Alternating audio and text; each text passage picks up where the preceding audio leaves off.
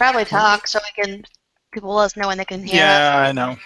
No, it's fine. They don't need to know we're live or anything like that. They don't need to see. I don't want to make sure that stuff is working the way it's supposed to be working. Nah, it's fine. It's overrated. What can possibly go wrong? Shit. Have you listened to our last few shows? No. We're good. Just worse because he's from Eve. You're roboting. Oh my god. Uh-oh. A little bit, yeah. All right, how about now? So far, so good. You're good. You're good. Okay. No roboting. All right. No robots. Robots. All right, McCullough, the live stream was playing, so feel free to take us live when you want. Oh, you're leading this dog and pony show. All right, cool. Then we are going in 5, 4. On this episode of the AIE Podcast, AIE, we're still in Discord. Class order halls are a go. Final Fantasy XIV is heading back to the library. And we have Captain Sybil's STO update. And Hoots and Turbo are here to talk to us about AIE and in Eve. All that and more coming up right now. And I'll add the theme in later. Sorry, no mixer board tonight. A little behind the scenes. We're going to try and prevent it from roboting. So right into the show open. All right. Welcome to episode 261 of the podcast celebrating the Aaliyah Ioctast gaming community. The Die Has Been podcast. This is Tetsemi. And to my left, really, she's right there, is McCullough. Hey, AIE, there's some sopapilla cheesecake bars in the Guild kitchen. And they're yummy. This week, we're joined by special guest Hoots and Turbo Addiction, who are here to talk to us about AIE in Eve. Welcome, guys. How are you doing? Hello, hello. How are you guys doing tonight? Doing Hey, awesome. everybody. Hey! And I should say I'm Hoots, for those of you who've never heard me. And Yes. Turbo, if you want to introduce yourself, just so that people have voices. I'm Turbo. You might hear me here and again on comms, but I'm quiet. Probably means you're up to something. Just Exactly. No, it Shooting definitely lives every means it's day. up to something. Good. All right. So, Hoots, what have you been up to besides playing Eve and plotting the downfall of, the Brave Collective? What have you been up to outside Eve? Okay, so have we not been on since we were in Brave Collective? Because we. Oh no, we I know left, that's like Okay. what 10 coalitions ago.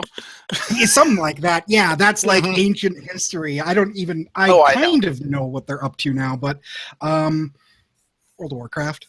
I mean, that's a game, right? It's a game. I mean, It's a game. that's like a game. I guess some people play it. So here's the thing about World of Warcraft and my relationship with World of Warcraft. I'm often caught saying, I play World of Warcraft. No, I think the phrase that I use is World of Warcraft is probably one of the better single-player games I've ever played.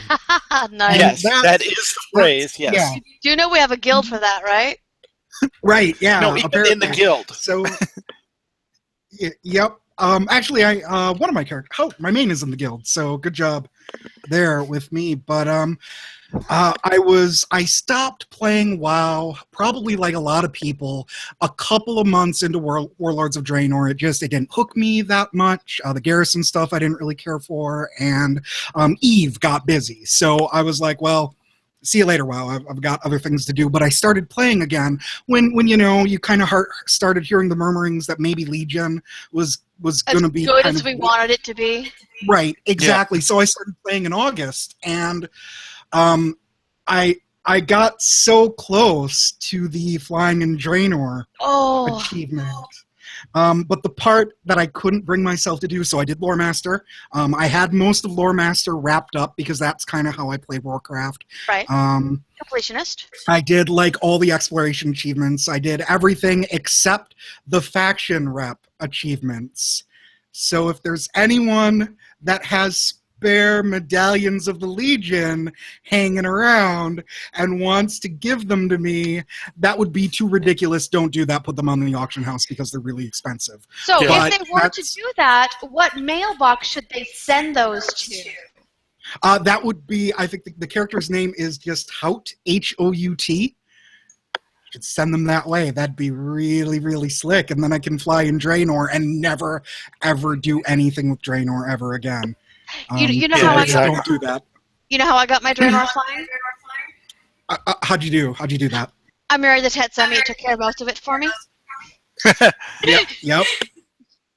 It was the 100 treasures that she did last, and so I 2-seat flying mount since I had flying and flew around and like, okay, there's a treasure, pick that up. All right, go to the next one. We just did them in like sections of 10 so we wouldn't burn out. But yeah.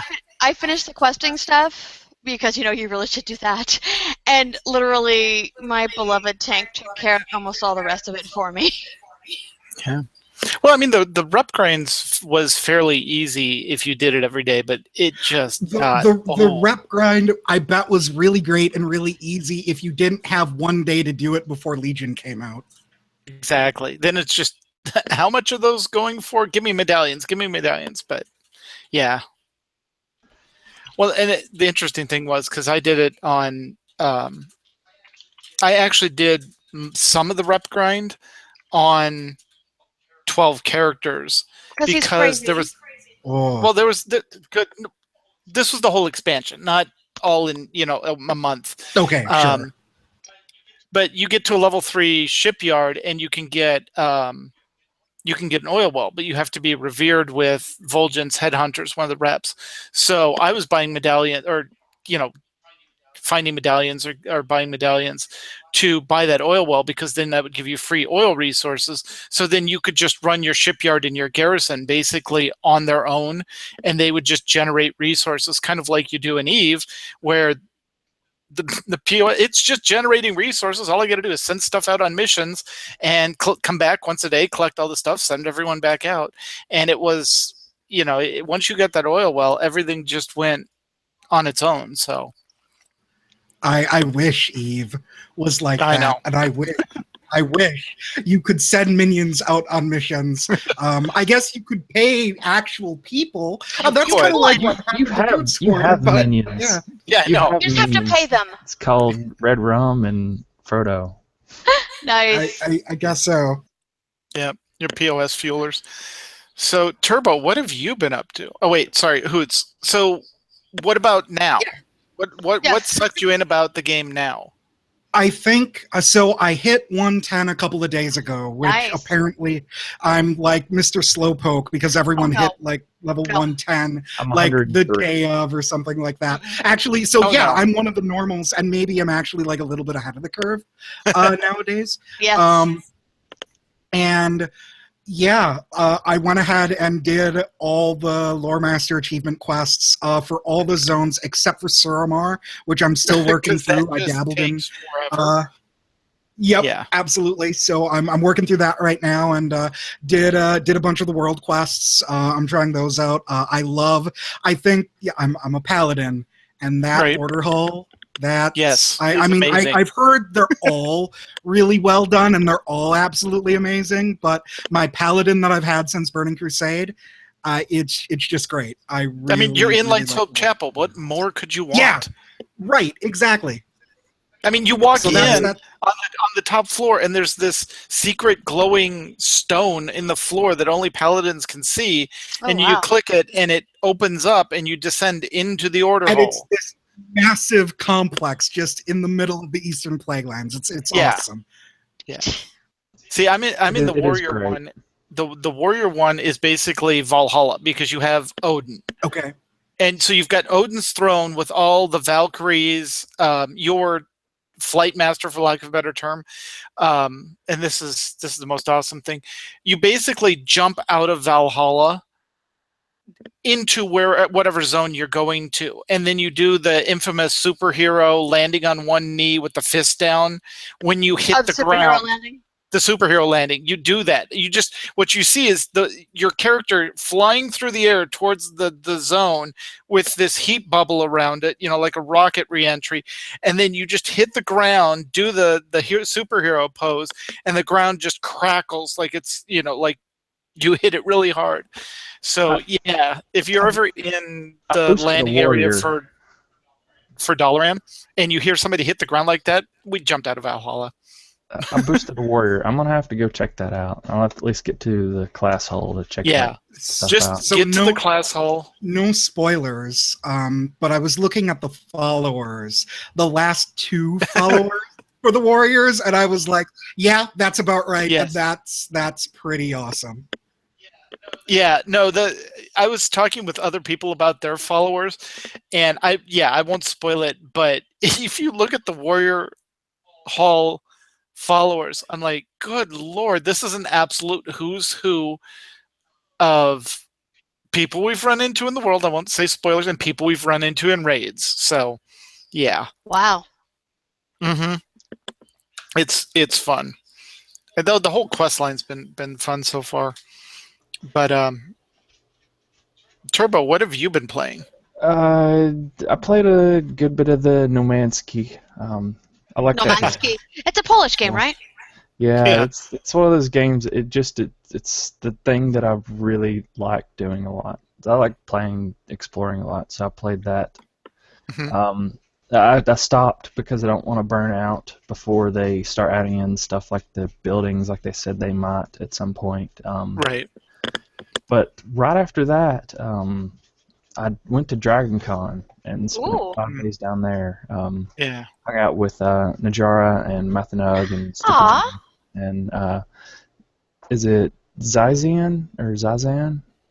At Zazan. Oh, yeah.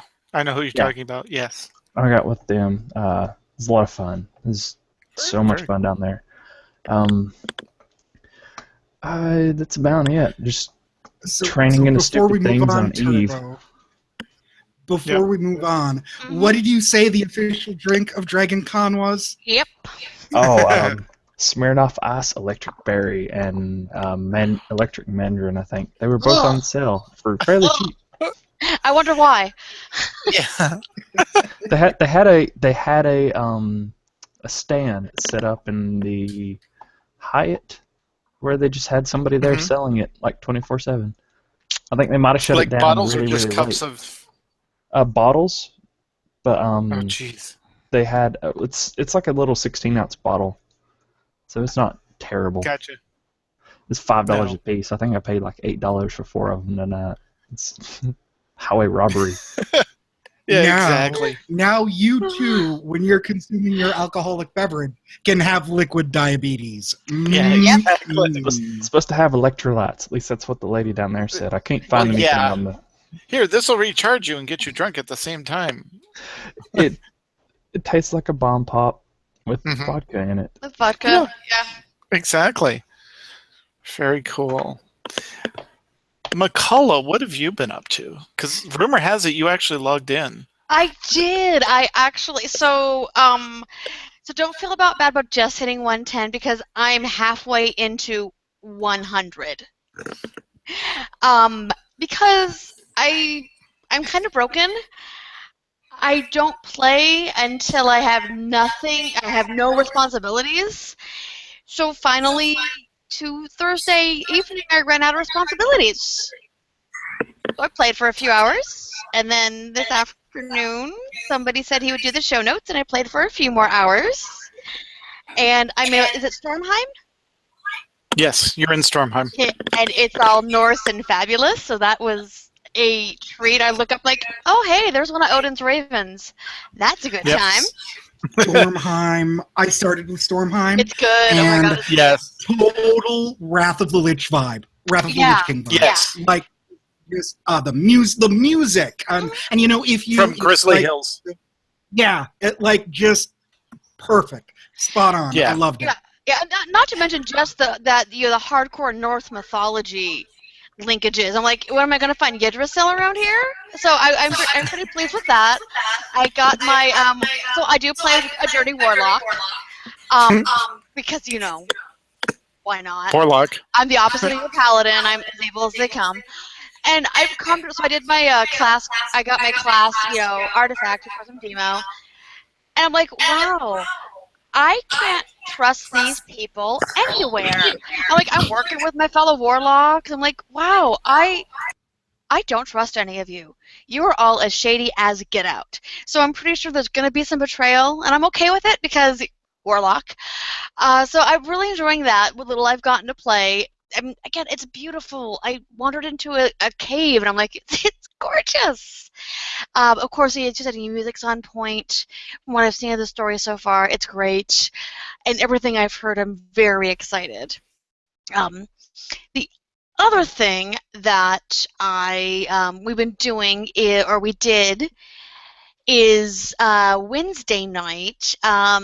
Loth McGall, John Gardiner, who is one of our community members, planned a D&D game for Eludra, who has never played Dungeons & Dragons.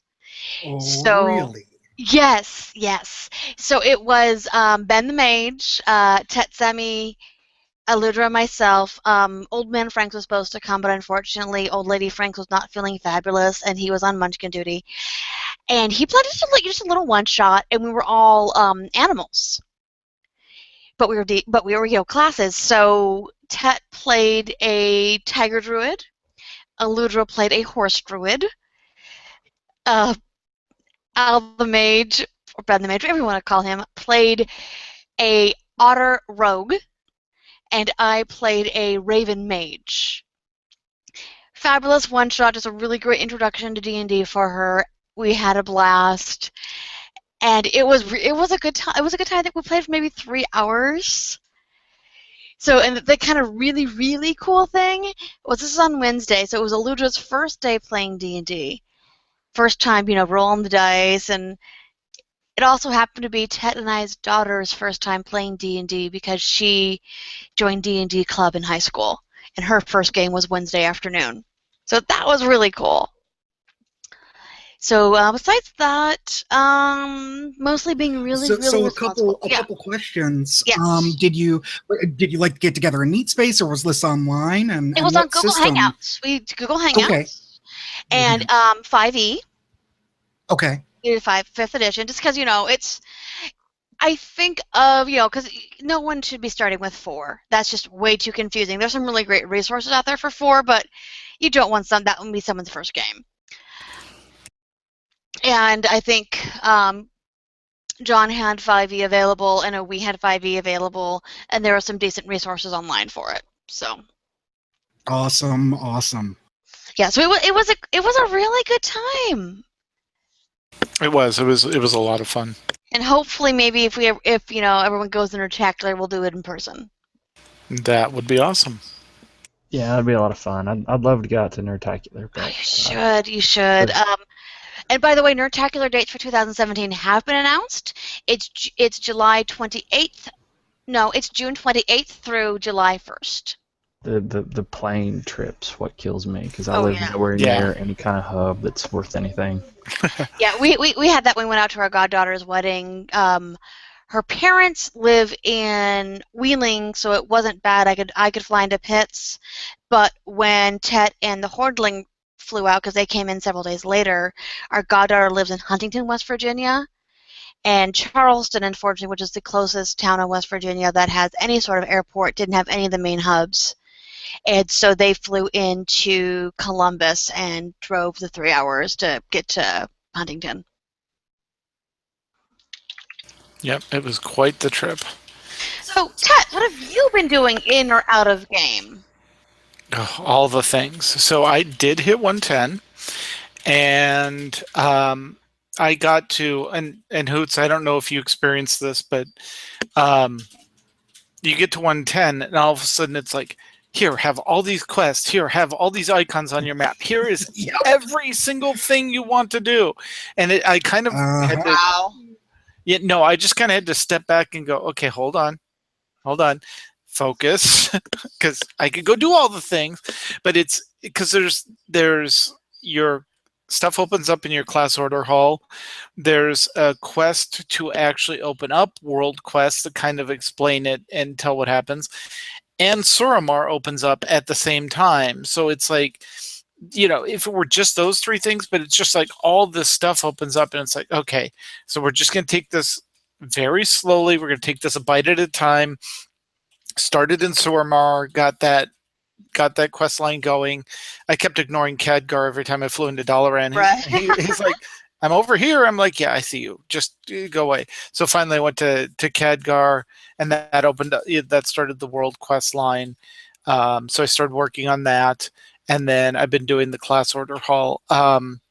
And one thing, if you haven't run into this, but expect you're going to visit the dungeons several times, because I'd get a quest to go, like a profession quest, go get this out of this dungeon. And so I would go do that dungeon to get it out of the dungeon. Or actually, I'd get to the end of the zone, and the dungeon's there. So I'd go do the dungeon to finish out the storyline. And then I'd end up back in Dalaran, and the quest giver for my jewel crafting profession says, hey, I need something out of that dungeon you just finished. Go back in there. Like, But the only good piece of that is if you'd run 8 dungeons, you kill 8 dungeon end bosses, you get a piece of armor from your class hall, which starts out at 810 item level, and you can upgrade with resources to 830 item level, which is nice, especially if you're trying to get geared up to get to heroics.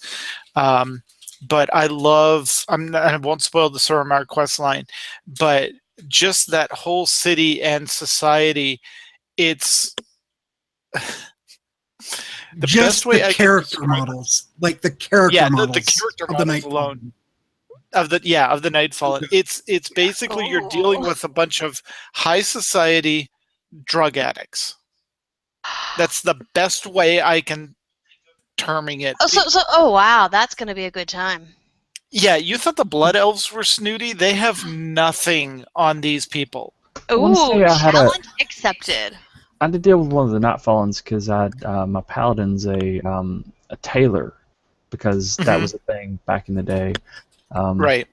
But he's still a tailor, and like one of the quests that it had, I had to summon one of the Nightfallen to Dalaran, I think. Right. The guys with the pointy ears, and they look kind of like vampires. Yes. Yeah. Okay. So yeah, it was the one of them. Okay. Yeah, those guys are crazy. Oh yeah. No, and they get crazier as you go into the storyline. It's yeah. And I will tell you this: you get to a certain point, at least in the jewel crafting quest, and you meet one of the guys out in the wild, and he wants to go back to Dalaran. And so there's a whole quest line of how are you going to get this guy that's not typically going to be allowed in Dalaran into Dalaran.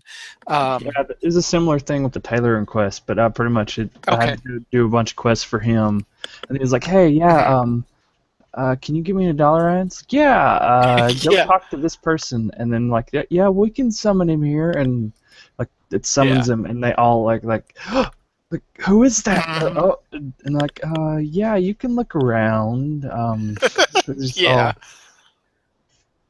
Great. No, the profession quests, the profession quest line are really well done. The world quests are fun. What I like about the world quests is, and I have to apologize to Ralph because I forgot that he wasn't 110, and I was standing by this world quest, and the person, it's a hunter and her bear, and the hunter has like 27 million hit points, so you need a group for it. And so I asked in guild chat, hey, can anyone come help me, take her down? And Ralph was like, yeah, I'll come. So he comes out there, and then we did a looking for group and got a couple more people in, took it down. And he's like, what was I supposed to get for a reward for that? And I'm like, I moused over him. I'm like, oh, you're 107. It's a world quest. You get class order recesses when you've got world quests open. He's like, oh, okay. So I owe Ralph an apology. Sorry, Ralph. But yeah, there's just, I love that you don't actually have to pick up a quest like you did in the dailies. It's you show up in an area. The quest giver is usually a floating head, says, hey, can you go do this for me? The little quest pops up in your tracker on the side. You go do it, and you don't have to turn it in. It just says, quest complete, boom, the stuff's in your inventory, and you can go on to the next one. So they're a lot of fun. It's definitely Dailies 3.0, and I think they finally nailed what they were going for on They it. get a good balance. Yeah, exactly. Great. All right. Well, I think with that, we should probably hop into the news, right? We probably should. It's not a bad idea. All right. And again, I'll insert the bumper here. AIE news. All right. Just a reminder that we have an AIE Discord server for all games and activities in Alea Octa Est that we're involved in. Just hit the front page of Umami, and once you've authenticated, check the bulletin headed AIE Discord server. And in fact, we use it for the podcast as well. It works amazingly well. And big AIE podcast news. Well, guys, Tet and I had a meeting and we decided, nah, we're not leaving the podcast. But we finally decided on a new third chair. He'll be joining us in the next few shows and is an awesome member of our community.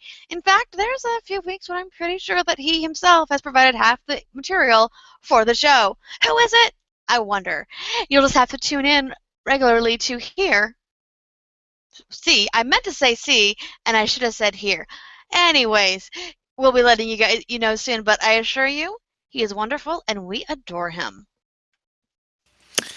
And in WoW news, we're too busy playing. I'm kidding. There have been a ton of hotfixes for content and class abilities. To keep up to date, check Wowhead or MMO Champion, as they're coming out almost, it seems like daily, if not every couple of days. They're just pouring out hotfixes to content and classes. They always have a good list of the hotfixes and developer communication.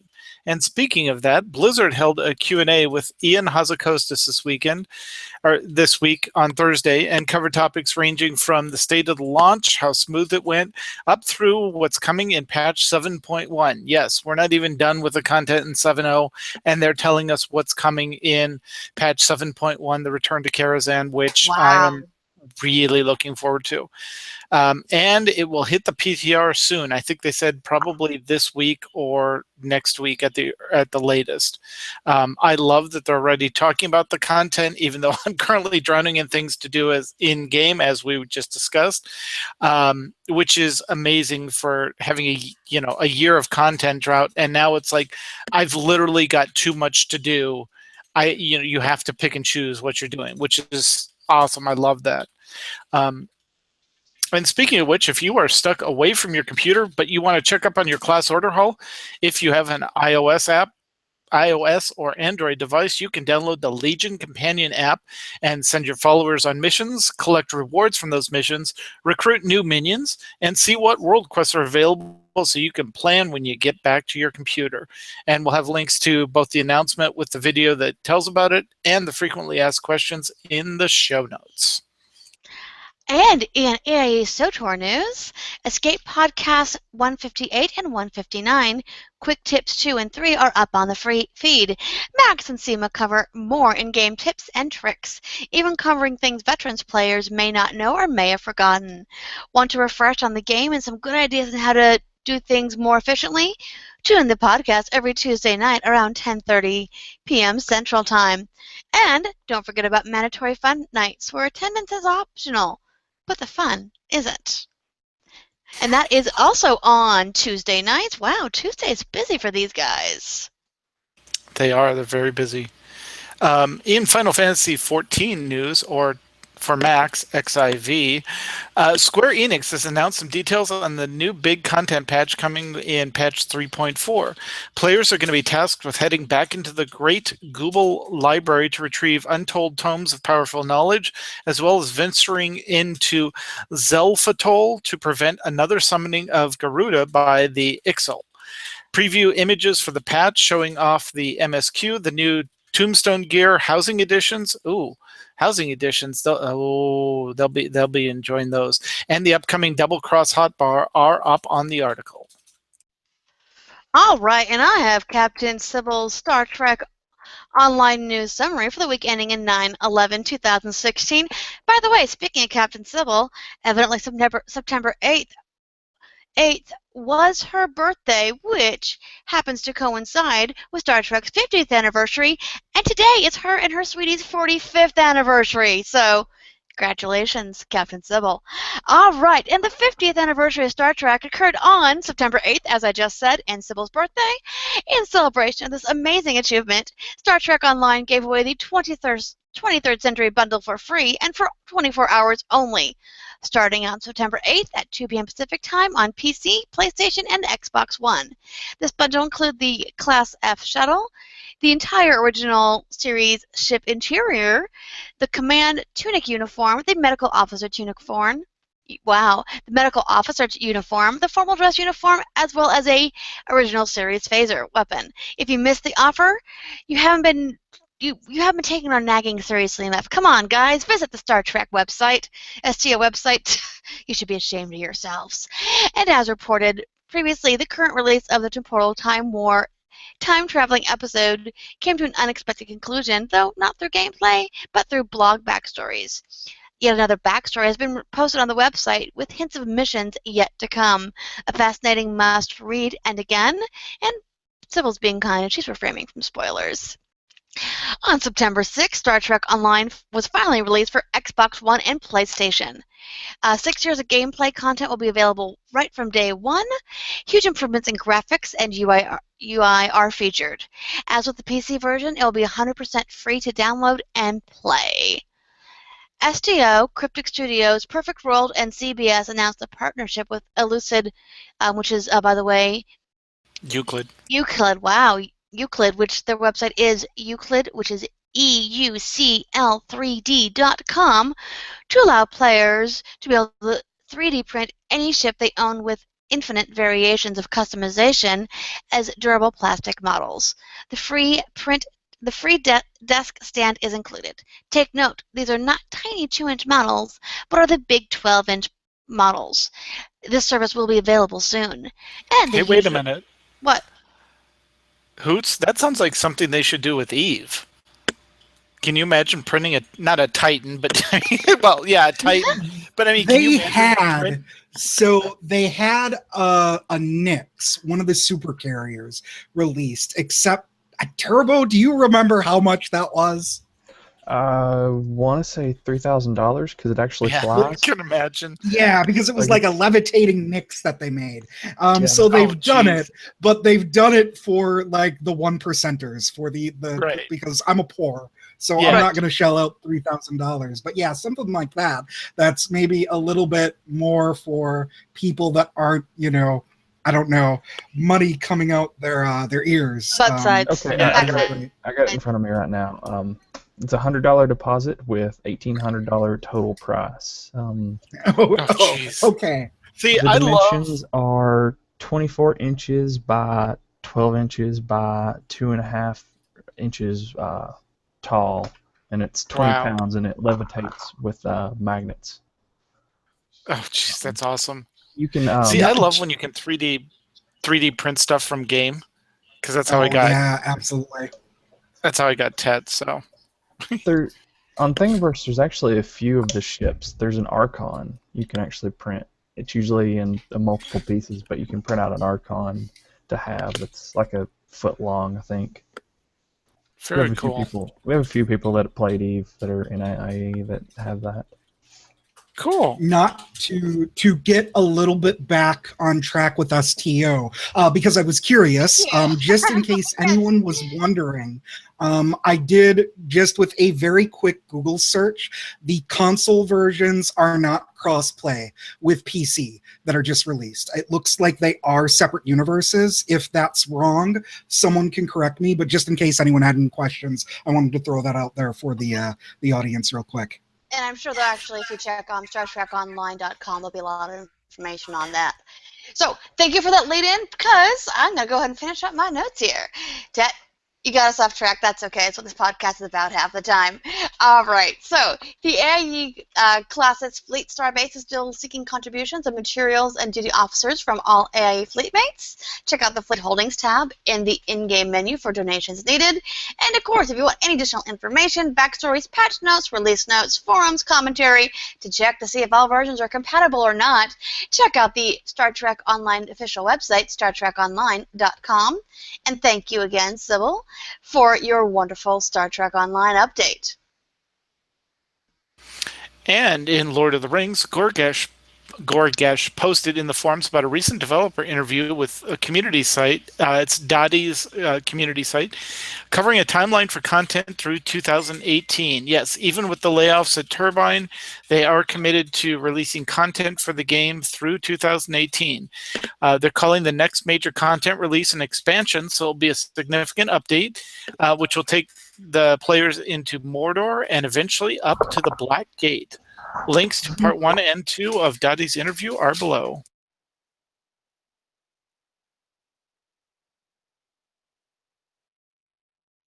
Sorry, her phone is making interesting sounds. All right.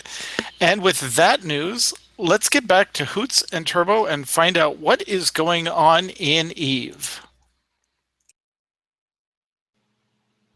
Well, reddit.com/r/Eve. Read everything there. You'll be good to go. No, don't do that. That's a place of a hive of scum and villainy. There we are. That's the phrase There you go. we're looking for. A wretched hive of scum and villainy.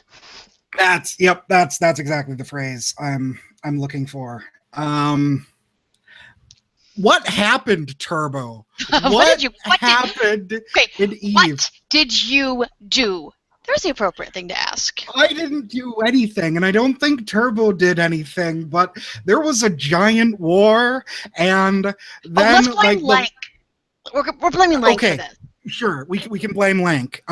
We heard from him today. Oh, good. I think his last words, if I look them up in our Discord, it was, I want my life back. And then we didn't hear from him again. So, Lank, if you're out there, we miss you.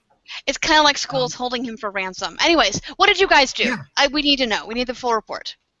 So, to simplify things, we were living AIEU, our tiny little corporation, which is a member of the Blades of Grass Alliance right now, which is then a member of a larger coalition that has a really cheesy and corny name called Guardians of the Galaxy after the movie, and everyone makes fun of us for it, rightfully so. I think we got that name because one of the IT guys who was responsible for their infrastructure liked Guardians of the Galaxy a lot, and so it just kind of stuck by fiat because no one had a better idea.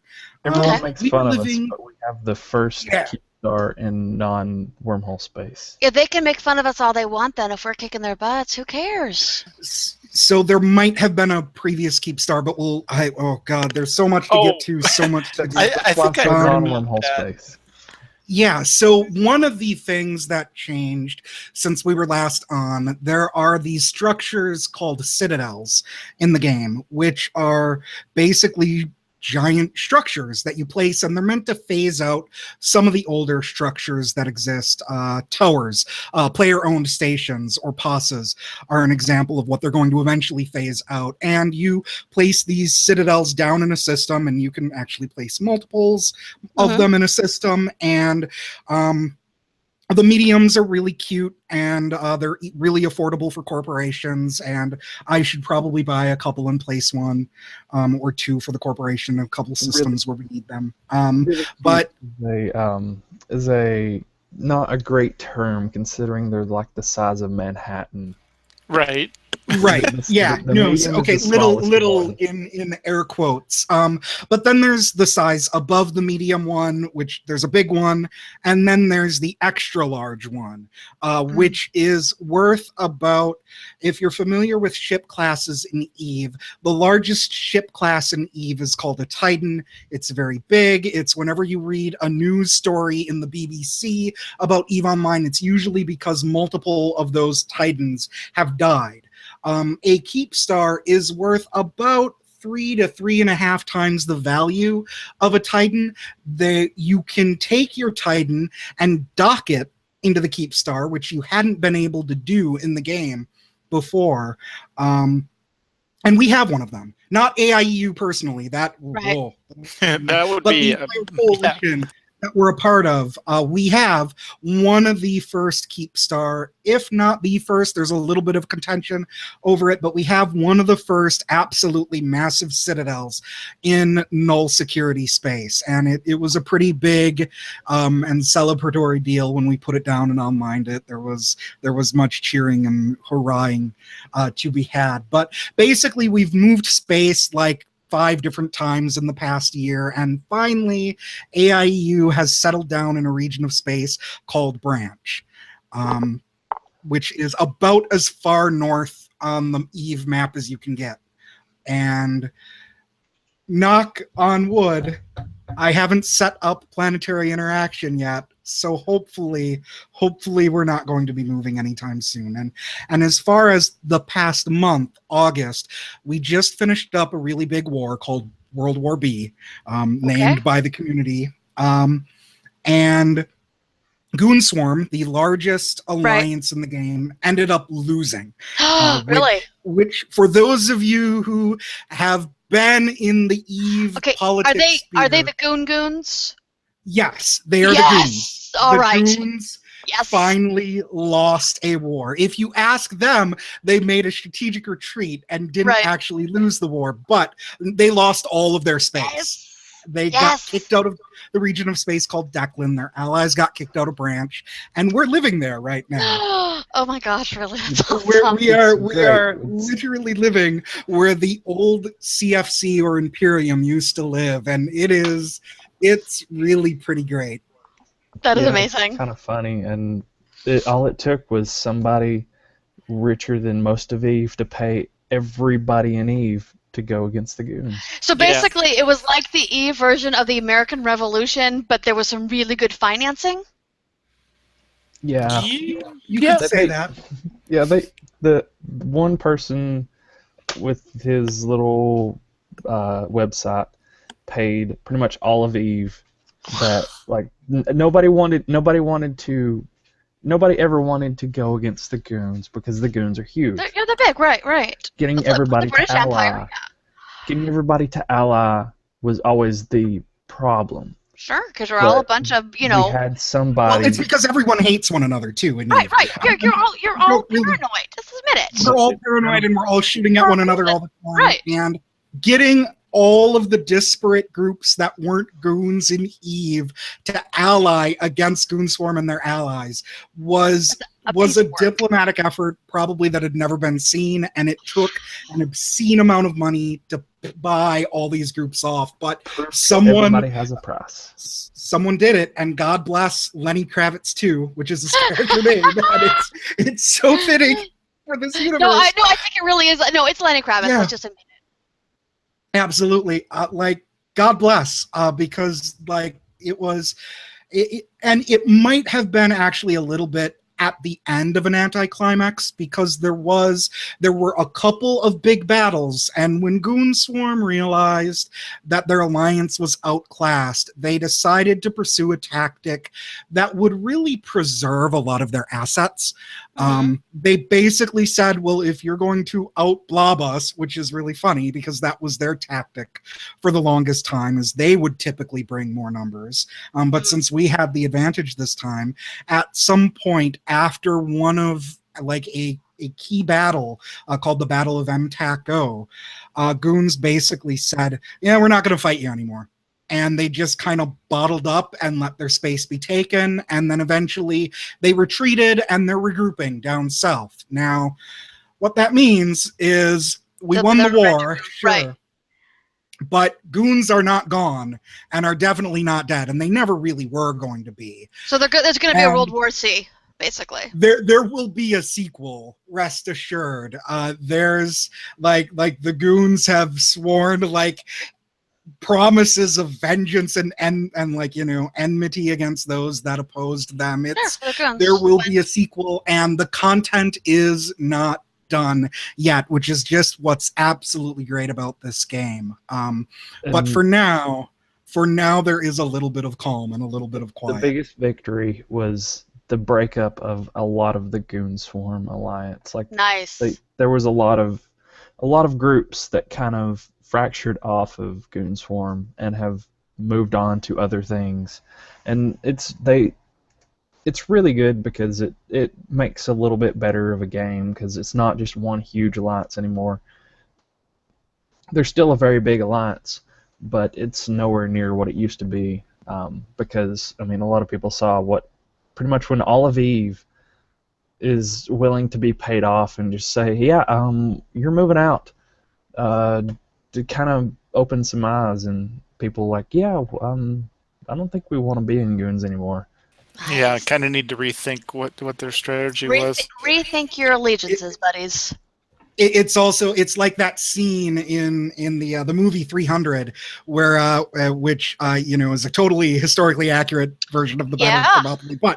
But regard that aside, that scene where Xerxes, like King Leonidas or one of the Spartans, I don't remember who, like throws a spear and it kind of like cuts like King Xerxes in the cheek. When we beat Goons, it showed Eve that no single entity is untouchable and that everyone can potentially fall, and it's really good for the game. I love it. Nice, neat. Yeah, because if you've got one group that's dominating for so long, it just becomes stale. They had lived in Declan for 6 years. Wow. And that empire is over is really it'll be talked about, I think, for a good long while. But again, that story isn't over. Stay tuned. Stay tuned. Hey, quick question on the Citadel. Didn't I see something where they brought one of the Citadels online, and during its power-up phase, it was taken out? Yes, that was very recent, and yes, I think a couple of people. I think there might have been one person from AIU that actually got on that. Maybe Dejara or somebody. But yeah, that was a 300 bill kill, just right there. Like just wow. It wasn't even able to get online. and that's so the tactic of a Citadel, like all of the Citadel types, they are most vulnerable when they're first coming online. Once they've been online and have kind of gone through what's called their first repair cycle, then they're a little bit harder to take. So there's an urgency to take down a Citadel right when it's coming online. You have like literally a 15-minute window to begin shooting at it. And one group, I honestly, I'm blanking on which group, decided to anchor a Keepstar, one of the giant citadels, except all of Eve decided to show up and try to shoot it, and that's exactly what happened. Within like the first 15 minutes of it onlining, everyone heard about it, everyone showed up, and it went pop. There were so many people in system, and on what's called the kill mail, this was a little bit of a controversy. In Eve, every ship that gets blown up or every loss that happens generates a kill report with the ship loss and then the amount of damage that was done to it and who did damage and then who got the killing blow. And apparently there were so many people on this kill mail that it kind of blew up the actual EVE Online database. Oh yeah, that was the first one to go down. The second one, there was another one that happened recently, like very recently, that actually died and generated a kill mail. And the first one that went down, actually one of the developers over at CCP, Logibro, he went through the logs and had to manually, and it was real nice of him to do this, he manually reconstructed the data for the kill mail and released that to the public, since it unfortunately it can't exist in game. The kill mail the database went, nope, no thank you. And so no, he at the very least released that data publicly for everyone, so we at least have it generated on all like the kill mail websites for people who are interested. But that was a little bit of a controversy over Citadels. But yeah, Eve's still going strong, and I don't know. I think we should probably move into the November release. Well, actually, one quick thing. Anybody that's played Eve with AIU, we have our own Discord server because AIU, OPSEC, all that. But we do offer a like if you've played Eve and you're in good standing with Eve, you can get into the server You won't have full access, but you will at least be able to be with your Eve people and have your little Eve touch if you want to. We offer a level in that server for just people that have played Eve with us and then still are good in good standing. Cool. Yeah, I Discord's think really... I can post. Yeah, what I'll do is I'll post a link to that in the AIE Discord, probably in the Eve Embassy channel Nice. after the show. And Yep. that'll be a good place to post that. And then if you've ever been a member, join and I'll give you the role for has formerly been a member of the Corp. And then you can absolutely still chat with us. And it'd be great to have people, especially with the November release, with the big announcement. Okay. Eve is going free to play. You're kidding. Wow. It is. It's interesting. It is interesting, and it's not. So they're not getting rid of the subscriptions. So it's the free to play option. When you look at it, they've kind of branded it that they're bringing two types of medical clones that your Capsuleer pilot in-game character can have. The free-to-play characters are in what are called alpha clones. And the short summary is that if you're an alpha clone, you'll be restricted to a certain subset of skills, and you will train those skills at a slightly slower rate. And what that effectively means, your race determines which skills you're restricted to, and that's really it. Your race actually does matter. It used to not ever matter. Right. Now it does. For alpha clones, it does matter a little bit because it will determine what ships you fly.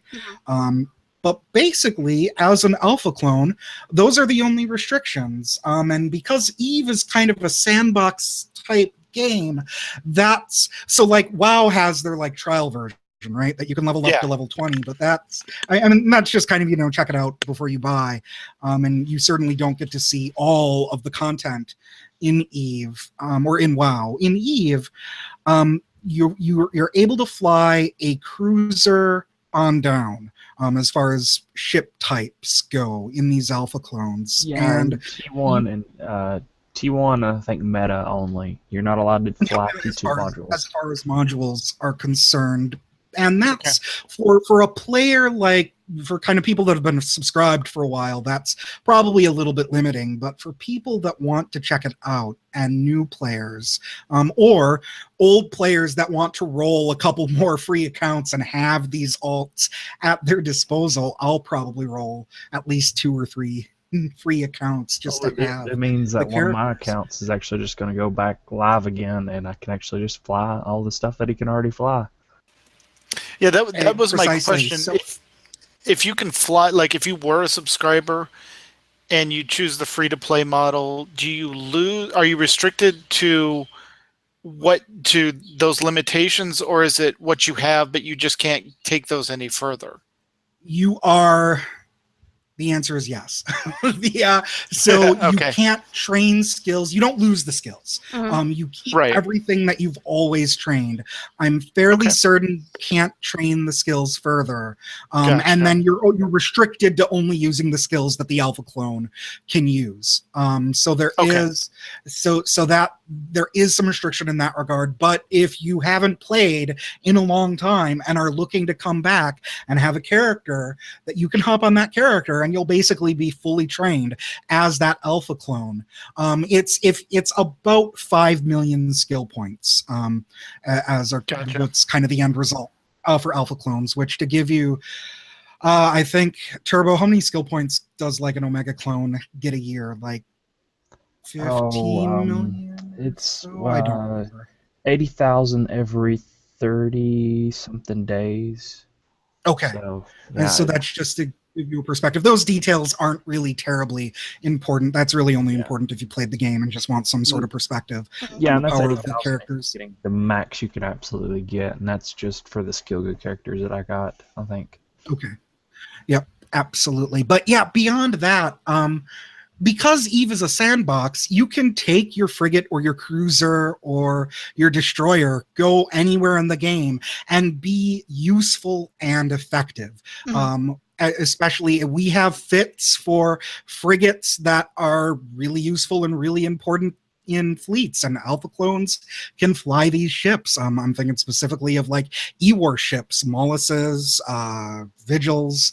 Some of the cruisers are really useful in fleets. This is, Eve is a real interesting and difficult game, and there's really no bones about that, and it's really great to see an option that gives kind of players time to slowly check it out and dig in and see what it's all about. So I'm really excited.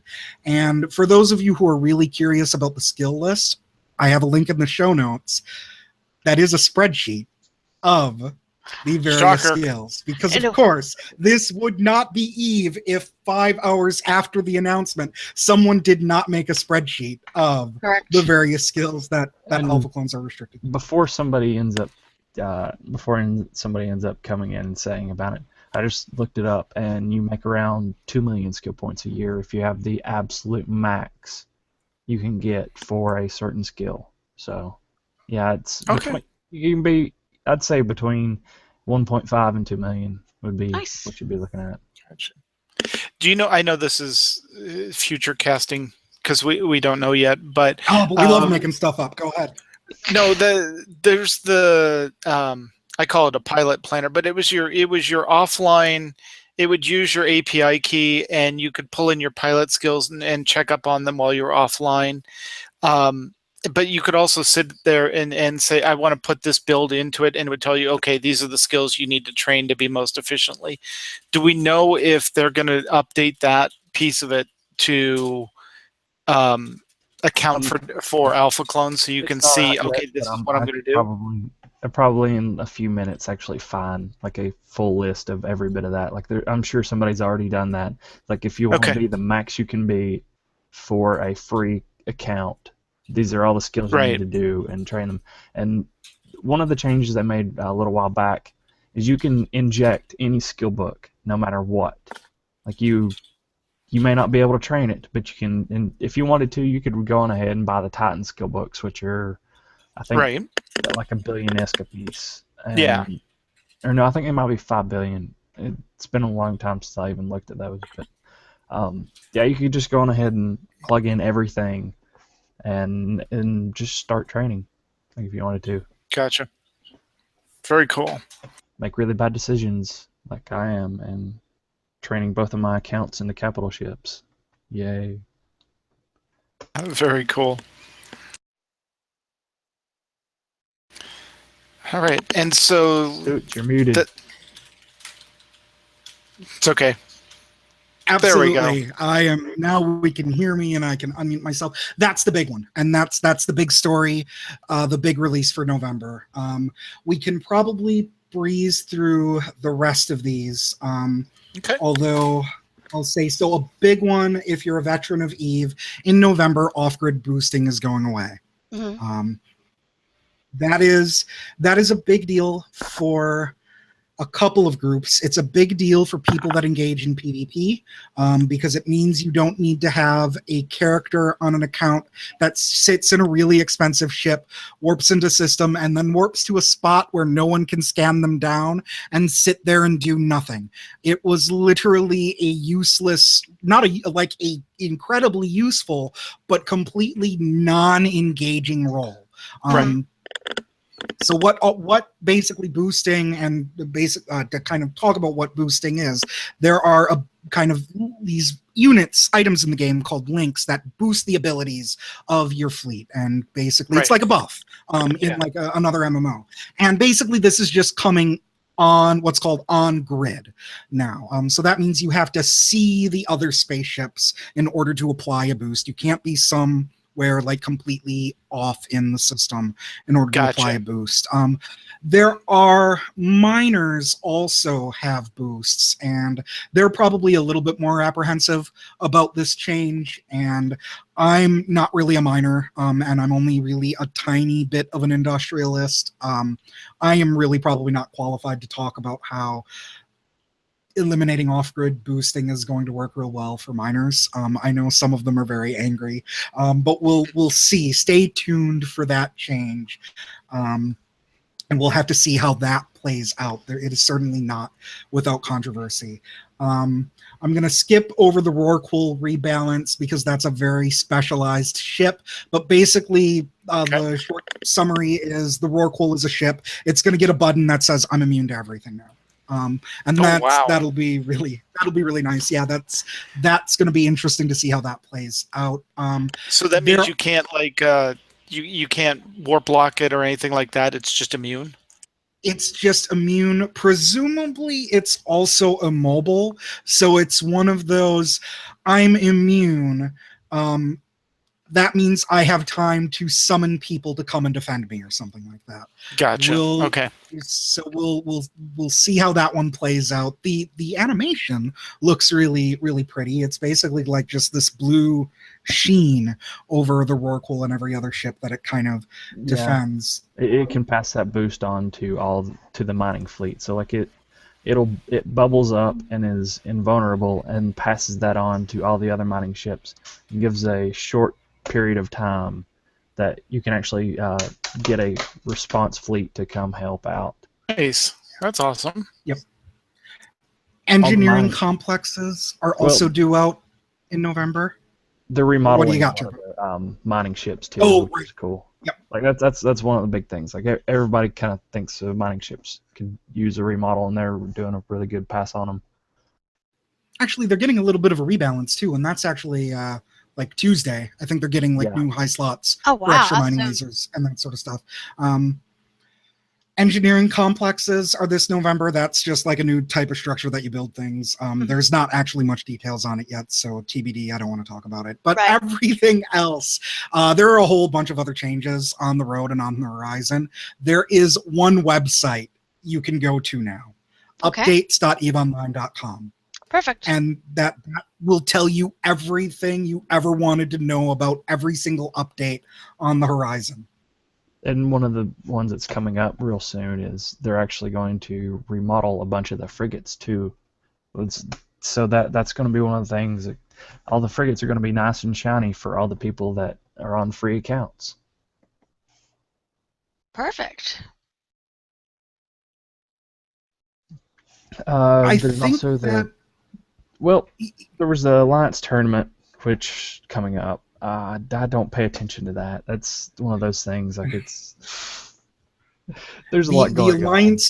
You know what? The Alliance tournament is a 10-on-10 arena style battle with like points assigned to ships, and it's if you get a good commentator, which CCP's done in the past, it's really fun to watch.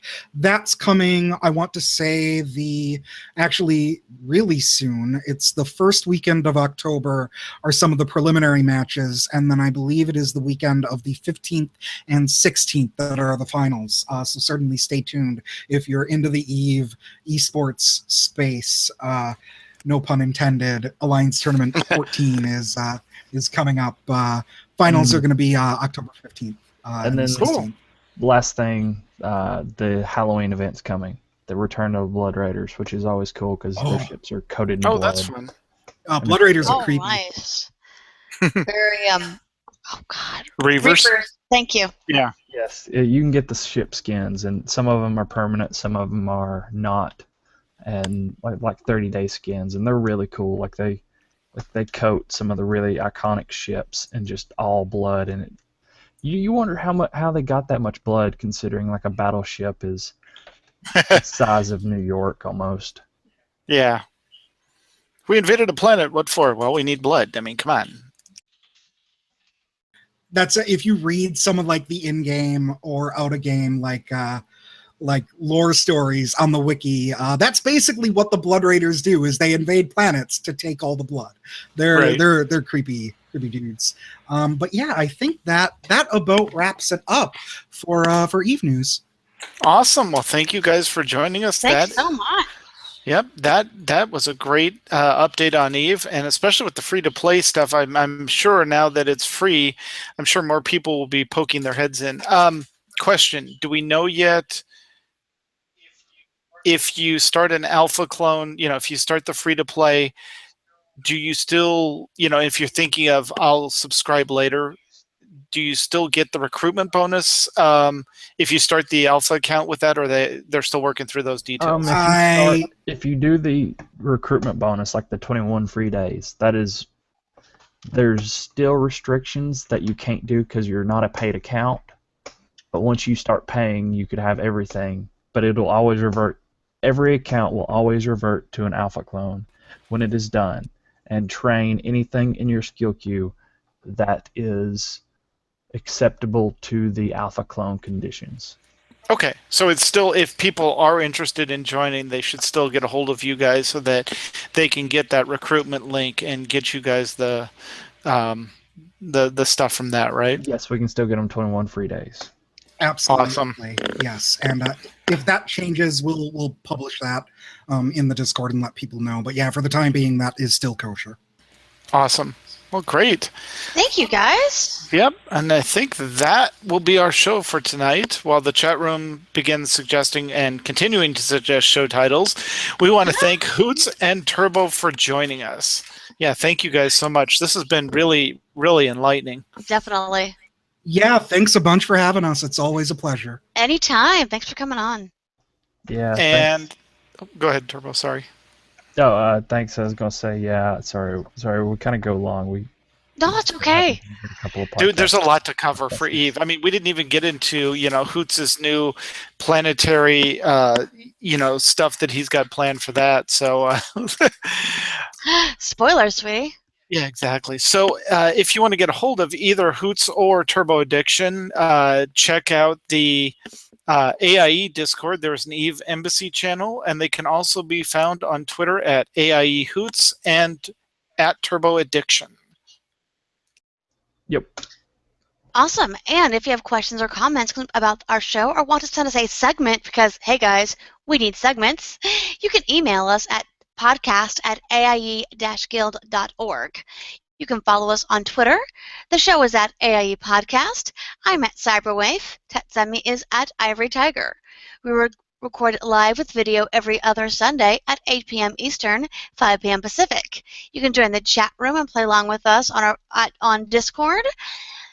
At our website at aie.guild.podcast/podcast-live-stream. Wow, that's too much. And our Discord server for chat at Discord. Just go to your AIE Discord and look for the AIE Podcast, people. I'm not reading this whole thing. Our theme was composed by the amazing Andrew Allen. Follow him at Keys with Soul or visit his website, keyswithsoul.com. And now it's time to play all of the great AIE member segments we received this week, including overly dramatic news from Hunts the Wind. Next time, we will be talking to Kerosene Kid, a.k.a. Joe from Your Wow Money. So until then, AIE. This is Makala. This is Tetsemi. And this has been the AIE Podcast. Robot free. Woohoo! Yay! And it looks like Sybil has 3 show titles for you guys to choose from already. So we'll have to see if there are more show titles come. But we have The Eve of World War B, The New Goon Show, or Eve Free to Play Let's One-Shot Goons. Maybe. I don't know. Considering the war's over, don't want to advertise that, hey, come join the war. Like, it's actually, we got true. stuff going on, but the war is pretty much over at this point. I'd say, so there was, what I didn't get to during the WoW news is that we put together a spreadsheet of all the Eve people that were going to be playing World of Warcraft, and what did I title that spreadsheet, Turbo? It was what, AIE in space in WoW or something like that. Yeah, I think that so. Was That was pretty good. Yeah, trying to form up a AIE in World of Warcraft raid team. Oh, nice. Oh, nice. Maybe we'll see if that gets off the ground. That's talked about every time. Lank usually tries to head it up, but right now he's in. Yeah, but if you let Lank good organize luck. anything, it's just, he's just going to get busy and it's not going to happen. So Yeah. Or he's going to get busy and delegate it to someone. Yeah. Right, exactly. How about, I think one of the other ones I saw, oh no, that was not it. Sorry. I was trying to think of other show titles.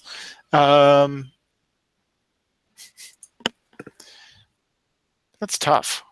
Well, if you want, we can leave it open and see if we get suggestions in the Discord server for the show and go from there.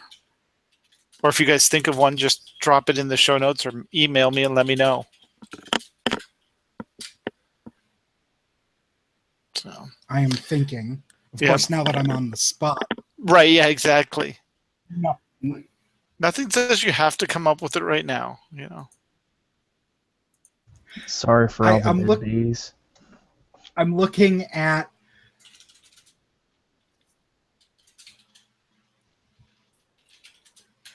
World of Warcraft. That's a game.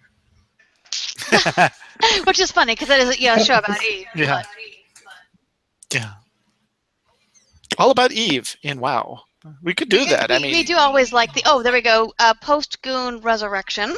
Or reconstruction. I'm going to let you read that because Post-Goon Reconstruction. I like it. That's that works. Okay. I was going to say either that or picking up after the goons. Yeah, that works.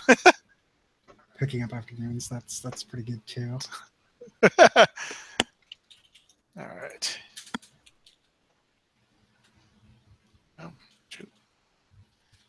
All right, let me copy that in. Sybil, thank you very much. We will go with Post-Goon Reconstruction.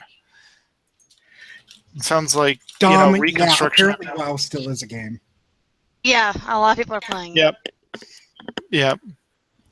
So, all right. Well, thank you guys for joining us. Chat room, thank you as always. Glad we had some new people in the chat room tonight. Thank you guys. Yep. So I'm going to cut the broadcast, and that way I can find the end easier when I have to edit this. But yay, no robots. Yay. So, yep, no, you were perfect. There was no roboting at all. Which is like the first time, literally, since the two of us have started doing this show together. Yeah. It's the mixer board, the mixer software, voice meter. Just my system's too underpowered to run it, I think. So gotcha. Okay. We'll go without sound files. I can always edit them in. So. Yep. Yeah, absolutely.